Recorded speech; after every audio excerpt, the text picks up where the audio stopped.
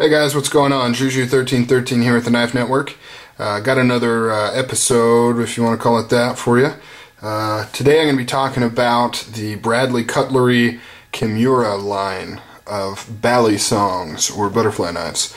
As you can see right here, I just got this guy in today, actually, and this is the Kumura 5. So this is part of, what I consider to be the third generation of these Kumuras.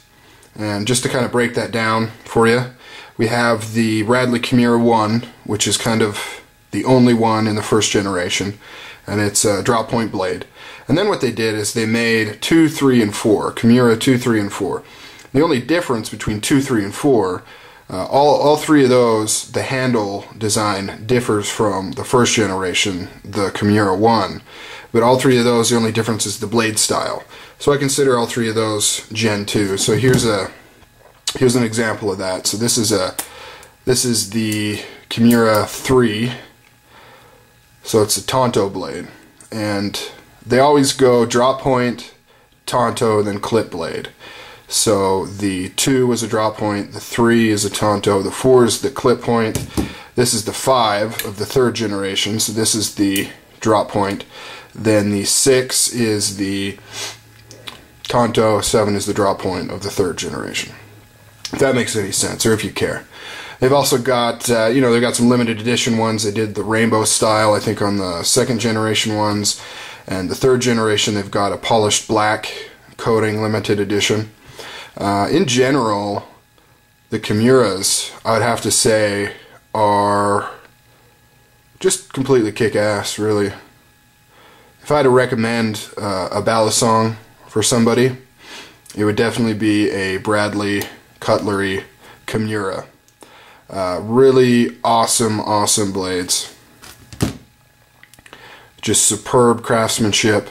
They're smooth as glass. They move super nice. They've got washers, they've got the tang pin right there, they have the recesses cut into the handles, they lock up super tight and they stay that way. They come out of the box, no blade play whatsoever, and yet they just glide. And they are made in the USA. As you can see right here, made in the USA. Really nice, definitely recommend picking one up. These ones just came out. As you can see, the difference in the handles here, that's really the only difference. I think they're the exact same weight, maybe give or take. As far as flipping goes, I think the best design out of the two would actually be the second generation. I think it provides more grippiness. In fact, quite a bit. You can really get a hold of it. And then it's got these nice detents down here, which are really good for a couple of different tricks out there, like Around the World and a few others, where you actually grab onto one of the handles and kind of spin it like that in your forefinger. And this, unfortunately, doesn't have that.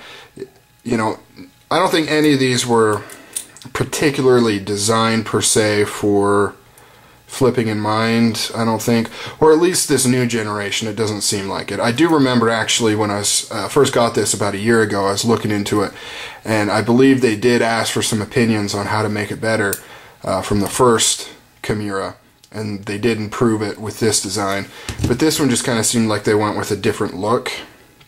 I don't know. It doesn't quite seem like it's added anything beneficial with the flipper in mind, but it definitely looks nice. Really like the look of it. I've wanted the drop point blade for a while, so when these came out I decided to pick one up. Glad I did.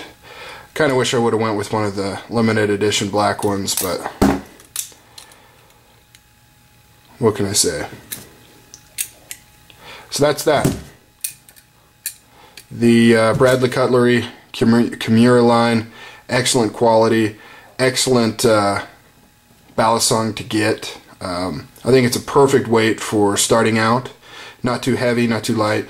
A lot of people recommend a heavier Balisong for starting out flipping tricks, which I agree with. However, a thing like the Jaguars, those knockoffs of the Benchmades, think those are too heavy.